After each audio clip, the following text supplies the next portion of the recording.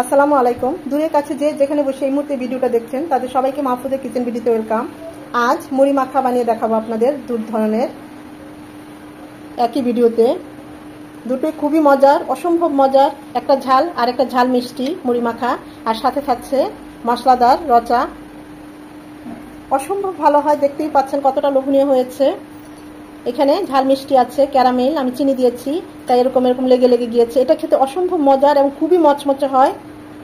এখনো যারা এটা খান নাই, আমি রিকোয়েস্ট করব আপনারা এই মুড়ি মাখাটা একবার হলেও বানিয়ে করে খেয়ে দেখবেন।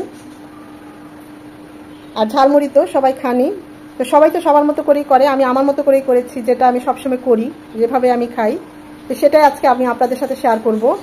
তো কথা না বাড়িয়ে চলুন আমরা মুড়ি মাখা বানানোটা দেখে ফেলি।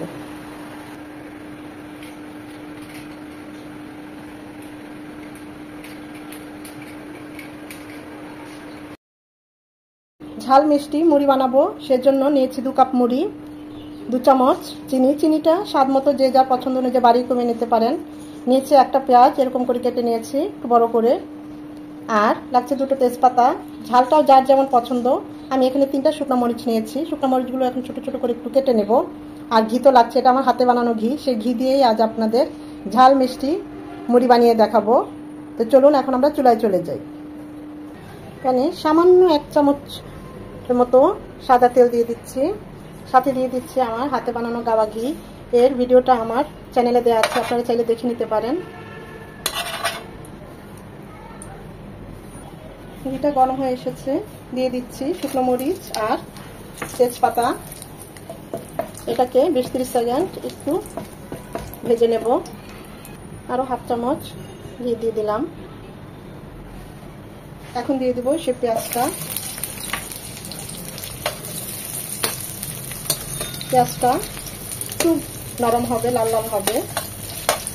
যারা পেঁয়াজ পছন্দ করেন না তারা পেঁয়াজ না দিলেও চলবে, তো দিলে টেস্টটা খুবই ভালো হয়। আমরা যখন বাসায় যাই সবসময় আম্মা এভাবে করে, বিশেষ করে বৃষ্টির দিনে, শীতের দিনে এভাবে মুড়িটা বানিয়ে খেলে অসম্ভব ভালো হয়। যারা এখনো ট্রাই করেন নাই অবশ্যই আমি বলবো একবার হলে ট্রাই করবেন।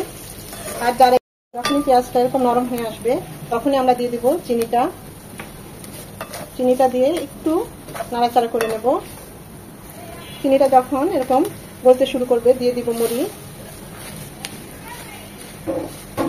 এটা একটু ঝাল ঝাল হবে, একটু মিষ্টি মিষ্টি হবে। এতটা মজা হয় তা না খেলে বুঝবেন না। খুবই সিম্পল, কিন্তু সত্যি বলছি খুবই ভালো হয় এভাবে মুড়িটা মাখিয়ে খেলে। খুব ভালোভাবে নেড়ে চেড়ে চিনির সাথে মিশিয়ে নেব। যখন দেখবেন এরকম চিনিটা মুড়ির সাথে মিশে এরকম লাল লাল হয়ে গিয়েছে, সবকিছু ভাজা ভাজা হয়ে গিয়েছে, টেস্ট করবেন, দেখবেন একদম অসম্ভব একটা মজার একটা মুড়ি হয়ে গিয়েছে। এখানে মিষ্টিটা একটু বেশি যায়, চিনিটা একটু বেশি যায়, চাইলে আরো 1 চামচ চিনি দিয়ে দিতে পারেন। তো এখন এটা আমরা নামিয়ে নেব, আমাদের মুড়ি বানানোটা একদম রেডি। যারা চিনি পছন্দ করেন মিষ্টি, তারা এখানে আরো 1 চামচ চিনি দিবেন। অসম্ভব ভালো হয় এভাবে মুড়িটা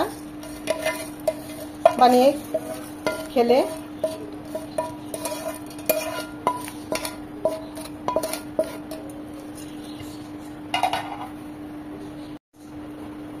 যখন এরকম দেখবেন এরকম একটু দলা পাকিয়ে যায় মুড়িগুলো, এগুলো খেতে আরো মজা।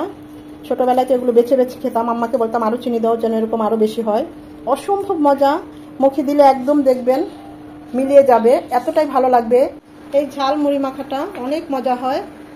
নিয়েছি চানাচুর, পেঁয়াজ কুচি, কাঁচামরিচ কুচি, ধনেপাতা কুচি, টমেটো কুচি, 1 পিস লেবুর রস,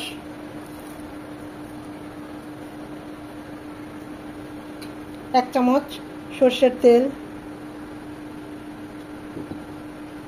আমি গরুর মাংস রান্না করেছিলাম, সেই মাংসর তেলটা নিয়েছি, মশলাটা নিয়ে নিয়েছি। এখানে চাইলে আচারও নিতে পারেন কিছুটা, আচারটা নিলেও খুব ভালো হয়। সামান্য লবণ যদি মনে হয় দরকার তাহলে দিবেন, তা না হলে দিবেন না। এখন সব কিছু মাখিয়ে নেব।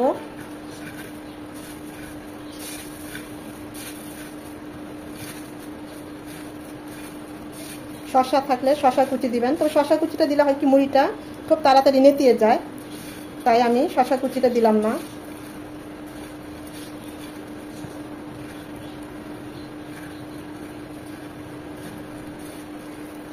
খুব ভালোভাবে মিশিয়ে নেব। তৈরি হয়ে গেল আমার ঝাল মুড়ি মাখা। অসম্ভব ভালো হয় এটা, যখনই মাখাবেন চেষ্টা করবেন সাথে সাথে খেয়ে নিতে, কারণ এখানে টমেটো কুচি আছে, মুড়িটা নরম হয়ে যেতে পারে, তখন আবার খেতে ভালো লাগবে না, তাই সাথে সাথেই মুড়িটা মাখিয়ে খেয়ে নেবেন। দুইভাবে মুড়ি মাখাটা দেখালাম, আপনারা এরকম করে বলবেন যে কোনটা বেশি ভালো হয়েছে। আমি সেই অপেক্ষায় রইলাম। দেখতেই পাচ্ছেন ঝাল মুড়ি আর ঝাল মিষ্টি মুড়ি মাখানো, দুটোই অসম্ভব মজার, তবে দুটো ভিন্ন রকমের টেস্ট, না খেলে বুঝবেন না। তো করে আপনারা খেয়ে আমাকে জানাবেন কোনটা বেশি ভালো লেগেছে আপনাদের। সাথে এরকম মশলাদার রচা হলে তার কোনো কথাই নেই। আশা করি ভিডিওটা আপনাদের ভালো লেগেছে, আর যদি ভালো লেগে থাকে অবশ্যই একটা লাইক দিবেন, কারণ এই লাইকটা পরবর্তী ভিডিও করতে আমাকে উৎসাহিত করে, সাহায্য করে। ফ্রেন্ডস এন্ড ফ্যামিলির মাঝে বেশি বেশি করে শেয়ার করে দিবেন। আর এখনো যারা আমার চ্যানেলটা সাবস্ক্রাইব করেন নাই, অবশ্যই আমার চ্যানেলটা সাবস্ক্রাইব করে আমার পাশে থাকবেন। এতক্ষণ যারা ধৈর্য ধরে এই ভিডিওটা দেখেছেন তাদের সবাইকে অসংখ্য ধন্যবাদ।